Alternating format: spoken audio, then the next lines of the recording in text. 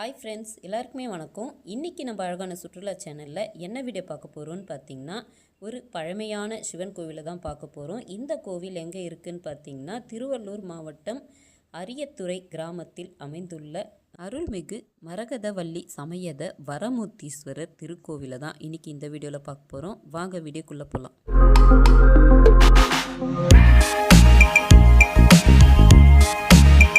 இங்கே இருக்கிற கோவிலில் பார்த்தீங்கன்னா ராஜகோபுரம் கிடையாது, அதுக்கு பதிலாக மொட்டை கோபுரமாக அமைஞ்சிருக்கு. முன்னாடி வாசலில் மேலே பார்த்தீங்கன்னா சிவபெருமாள், பார்வதி அன்னை, விநாயகர்னு சொல்லிட்டு நந்தி மேலே அமர்ந்தது போல் காட்சியளிக்கிறாங்க. என்ட்ரன்ஸில் பார்த்தீங்கன்னா சிவபெருமாள் ரொம்ப வித்தியாசமாக மீசையோட அமைந்திருக்காரு. இது ஒரு தனி சிறப்பாக இங்கே அமைஞ்சிருக்கு.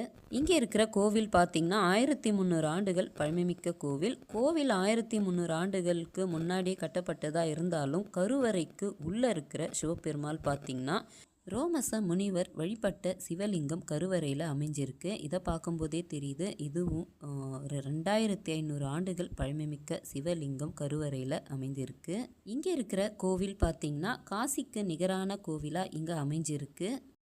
முன்காலத்தில் பார்த்திங்கன்னா அனுசியா அத்ரி தம்பதியர்களுக்கு மகனாக பிறந்த முகுந்த முனிவர்னு சொல்லிட்டு ஒரு முனிவர் பார்த்திங்கன்னா சிவன் மேலே மிகுந்த பக்தியோட காசிக்கு போய் கால பைரவரை தரிசிக்கிறதுக்கு போயிட்டு இருக்காரு.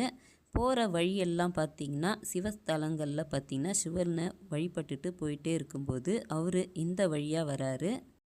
அரியத்துறை கிராமம் வழியாக வரும்போது ரோமச முனிவர் முகுந்த முனிவர்கிட்ட கேட்குறாரு, எங்கே போயிட்டு இருக்கீங்கன்னு சொல்லிட்டு. இந்த மாதிரி காசிக்கு போய் பைரவரை தரிசிக்க போயிட்டுருக்கன்ட்டு முகுந்த முனிவர் சொல்கிறாரு. நீங்கள் அவ்வளோ தூரம் போகிறது இங்கேயே நீங்கள் அவரை நினச்சி வழிபட்டால் கண்டிப்பாக உங்களுக்கு அவரோட தரிசனம் கிடைக்கும்னு சொல்கிறாரு. முகுந்த முனிவர் பார்த்திங்கன்னா அவரோட வார்த்தைக்கு கட்டுப்பட்டு பக்கத்தில் ஓடுற ஆரணி நதிக்கரையில் நீராடிட்டு பைரவரை எண்ணி தவம் இருக்காரு. தவத்துக்கு இணங்க பைரவர் நேரடியாக தோன்றி காட்சியளிக்கிறாரு. பைரவருடைய ஜடையிலிருந்து கங்கை நீர் பார்த்திங்கன்னா சொட்டி சொட்டி ஒரு இடத்துல பார்த்திங்கன்னா சுனை நீராகவே மாறிடுது. கங்கை புனித தீர்த்தம் பார்த்திங்கன்னா கோவிலுக்கு கொஞ்சம் தள்ளி அமைஞ்சிருக்கு. அதுக்கு ஒரு மண்டபம் அமைச்சிருக்காங்க. அதுக்கு நடுவுலையே அந்த சுனை நீர் அமைஞ்சிருக்கு. இங்கே இருக்கிற சுனை நீர் பார்த்திங்கன்னா பல ஆயிரம் ஆண்டுகள் ஆயும் பார்த்திங்கன்னா வற்றாத சுனை நீராக இன்னமும் அமைஞ்சிருக்கு. இங்கே வர பக்தர்கள் பித்திரதோஷம் ஏதாவது இருந்தாலும் இங்கே இருக்கிற கங்கை தீர்த்தத்தில் நீராடிட்டு இங்கே இருக்கிற வரமூர்த்தீஸ்வரரை தரிசனம் பண்ணால் பித்திரதோஷங்கள் நீங்கும்னு சொல்லிட்டு இங்கே வழிபாடு செய்கிறாங்க. காசிக்கு போகிறவங்க பார்த்திங்கன்னா பொதுவாக பித்திரதோஷம் நீங்கிறதுக்காக போய் வழிபடுவாங்க. அந்த வழிபாட்டை இங்கே இருக்கிற கோவில்லையே செஞ்சால் அதுக்கு நிகரான கோவிலாக இங்கே அமைஞ்சிருக்கு. காசியில் இருக்கிற பைரவர் இங்கே காட்சியளித்ததால் இந்த கோவில் காசிக்கு நிகரான கோவில்னு அழைக்கப்படுது. இந்த கோவிலுக்குள்ளே பார்த்திங்கன்னா இன்னமும் பைரவர் சன்னதியில் சுயம்பு மணல் பைரவர் அமைஞ்சிருக்காங்க. இது ஒரு தனி சிறப்பாக இந்த கோவிலில் அமைஞ்சிருக்கு. இன்னொரு சிறப்பும் இந்த கோவிலில் இருக்குது. அது என்னன்னு பார்த்தீங்கன்னா இந்த கோவிலுக்குள்ளே இருக்கிற தூண்களில் செதுக்கியிருக்கிற சிற்பங்கள் சந்திர கிரகணம் எப்படி பிடிக்குதுன்னு சொல்லிட்டு இங்கே சிற்பமாக அமைச்சிருக்காங்க. அடுத்தது இன்னொரு சிறப்பும் பார்த்திங்கன்னா தாயின் வயிற்றில் இருக்கிற கருவில் இருக்கிற குழந்தை எந்த மாதிரி ஒரு வடிவத்தில் இருக்கும்னு சொல்லிட்டும் இந்த கோவிலில் சிற்பமாக அமைச்சிருக்காங்க. நாம் பார்த்திங்கன்னா இப்போது நிறைய குழந்தை எந்த மாதிரி இருக்கும், ஆரோக்கியமாக இருக்கான்னு சொல்லிட்டு நம்ம நிறைய பேர் ஸ்கேன் எடுத்து பார்ப்போம். அது மூலிமா நம்ம தெரிஞ்சுக்கிறோம். ஏன்னா இந்த காலத்தில் பல்வேறு கருவிகள் கொண்டு நம்ம தெரிஞ்சுக்கிறோம். ஆனால் நம்ம முன்னோர்கள் அந்த காலத்திலேயே பார்த்திங்கன்னா எந்த ஒரு கருவியும் இல்லாமல் எப்படி எது மூலிமா இதெல்லாம் கண்டுபிடிச்சிருப்பாங்கன்னே நம்மளால் யூகிக்க முடியல. அறிவுபூர்ணமான ஆய்வுகளோட கண்டுபிடிச்சிருக்காங்க. இதை கண்டுபிடிச்சி அவங்களோடையே இதை வச்சுக்காமல் இதை மற்றவங்களுக்கும் நம்ம தெரிவிக்கணும்னு சொல்லிட்டு இந்த மாதிரி கோவிலோட தூண்களில் பார்த்திங்கன்னா சிற்பமாக செதுக்கியிருப்பாங்களாம். அந்த காலத்தில் கோவில்களுக்கு நிறைய பேர் பொதுவாக வரும்போது இதெல்லாம் அவங்க பார்த்து தெரிஞ்சுக்குவாங்கன்னு சொல்லிட்டு இந்த மாதிரி பல்வேறு சிற்பங்கள் பல கோவில்களில் நம்மளுக்கு புரியாத இருக்கும். அந்த மாதிரி சில அறிவுகளோடு அவங்க அதை உணர்த்துறதுக்காக இந்த மாதிரி பழமையான கோவிலோட சிற்பங்களை செதுக்கியிருப்பாங்க.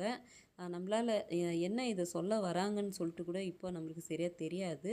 அந்த அளவுக்கு அவங்க சிற்பங்களில் செதுக்கியிருக்காங்க அந்த காலத்தில். நாம் பொதுவாக பழைய கோவில்களுக்கு போகணுன்னு பார்த்திங்கன்னா அழகழகாக சிற்பங்களை பார்த்து ரசிப்போம், கோவிலை பார்த்து ரசிப்போம். கோவிலுக்குள்ளே இருக்கிற கருவறையில் இருக்கிற கடவுளை பார்த்து நம்ம தரிசனம் பண்ணுவோம். அதோடு நம்ம கொஞ்சம் நேரம் உக்காந்துட்டு நம்ம கிளம்பி வந்துடுவோம். 1500 வருஷம் 2500 வருஷம்னு சொல்லிட்டு பழமையான கோவில்களில் பார்க்க வேண்டிய விஷயம் நிறையவே இருக்குது. நம்ம அதை உத்து கவனிக்கணும். அந்த காலத்தில் நம்ம முன்னோர்கள் பார்த்திங்கன்னா எந்த ஒரு கருவியுமே இல்லாமல் அந்த காலத்தில் பல்வேறு விஷயங்களை கண்டுபிடிச்சு அதை சிற்பம் மூலியமாகவும் கல்வெட்டு மூலியமாகவும் நம்மளுக்கு தெரிய வச்சுருக்காங்க. இந்த மாதிரி பழமையான பல ஆண்டுகளுக்கு முன்பு கட்டப்பட்ட கோவில்கள் பார்த்திங்கன்னா நம்ம முன்னோர்கள் நம்மளுக்கு கொடுத்துட்டு போன பொக்கிஷன்னே சொல்லலாம். இந்த மாதிரி நம்ம தமிழர்களுடைய பொக்கிஷம் நம்ம மட்டுமே தெரிஞ்சிக்காம நம்மளுக்கு அடுத்த வர ஜென்ரேஷன், அதாவது பார்த்திங்கன்னா நம்மளோட குழந்தைகளுக்கும் இந்த மாதிரி பழமையான கோவில்களுக்கு கூட்டிகிட்டு அவங்களுக்கு பல்வேறு விஷயங்களும் நம்ம சொல்லணும். அதே மாதிரி அவங்களுக்கு இந்த மாதிரி விஷயம் எல்லாம் தெரியறதுக்கு வாய்ப்பு நம்ம தான் கொடுக்கணும். இப்போல்லாம் பார்த்திங்கன்னா குழந்தைகள் டிவி, ஃபோனுன்னு சொல்லிட்டு நிறையவே இன்வால்வ் ஆகியிருக்காங்க. நம்ம இந்த மாதிரி கோவில் கூட்டிகிட்டு அவங்க மைண்டையும் நம்ம மாற்றுறதுக்கான வாய்ப்பும் நம்மளுக்கு அதிகமாக இருக்குது. காலத்துக்கும் அழியாத இந்த மாதிரி பழமையான கோவில்கள் பார்த்திங்கன்னா நிறையவே இருக்குது. இதெல்லாம் நம்ம தமிழர்களுடைய சொத்துன்னே சொல்லலாம். இங்கே பார்த்திங்கன்னா கொடிமரம் பலிப்பீடம் இங்கே அமைஞ்சிருக்கு.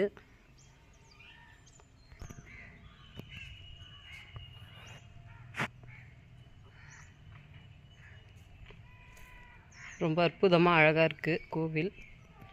பார்த்திங்கன்னா கொடிமரம், அடுத்தது பலிப்பீடம். இங்கே பார்த்திங்கன்னா நந்தி மண்டபம். சுவாமிக்கு கருவறைக்கு முன்னாடி பார்த்திங்கன்னா நந்தி மண்டபம் அமைஞ்சிருக்கு. எவ்வளோ பழமையான நந்தி.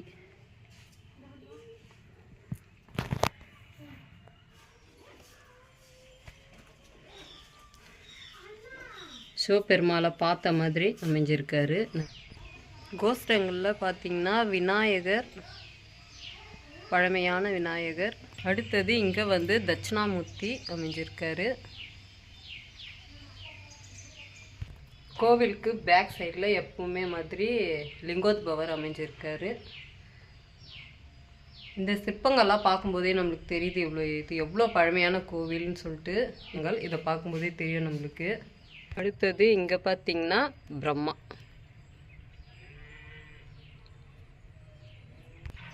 அதுக்கு பக்கத்தில் பார்த்திங்கன்னா துர்கை.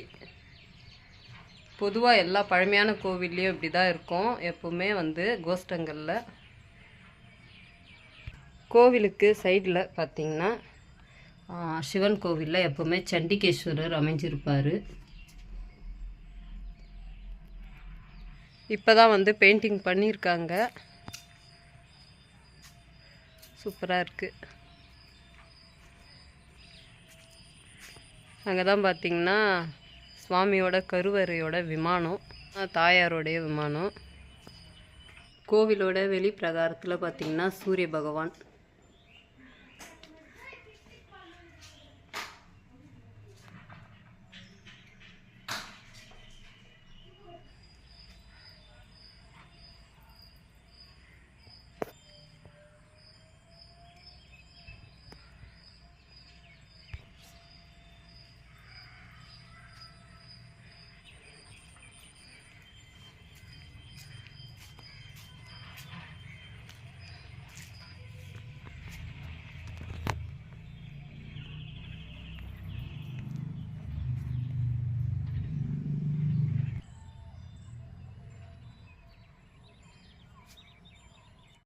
கோவில் உள்ள நுழைஞ்ச உடனே பார்த்திங்கன்னா இங்கே வசந்த மண்டபம். கருவறைக்கு பேக் சைடில் பார்த்திங்கன்னா சுப்பிரமணிய சுவாமி, சுப்பிரமணியர் சன்னதி, முருகப்பெருமாளுடைய சன்னதி.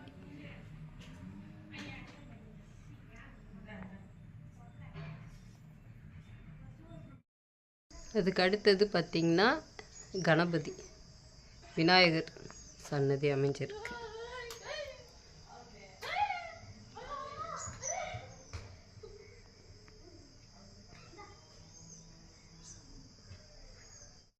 அடுத்தது பார்த்திங்கன்னா சைடில் வந்து வெளி சுற்று பிரகாரத்தில் பைரவர் சன்னதி.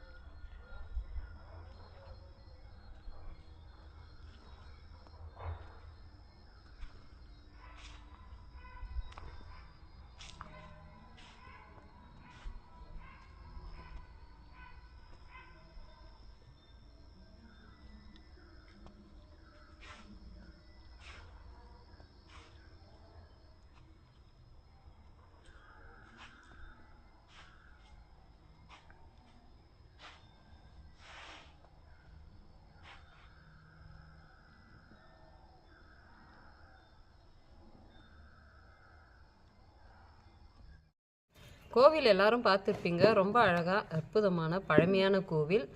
கோவில் வந்து இப்போ வந்து வேலைப்பாடுகள்லாம் நடந்து பெயிண்டிங்கெல்லாம் பண்ணி கும்பாபிஷேகம் இப்போ தான் சமீபமாக நடந்துருக்கு.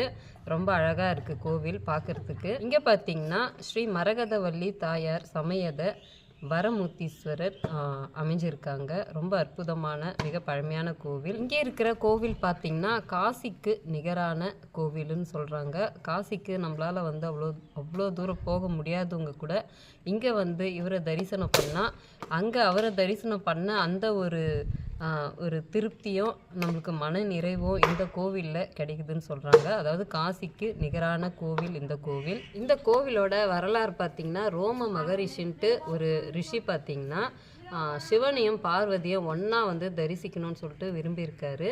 பிரம்மா கிட்ட போயிட்டு இந்த மாதிரி நான் வந்து 2 பேரையும் ஒன்றா தரிசனம் பண்ணணும், அது நான் எந்த கோவிலில் நான் வந்து வணங்கினா எனக்கு வந்து அந்த பாக்கியம் கிடைக்கும்னு சொல்லிட்டு கேட்டிருக்காரு.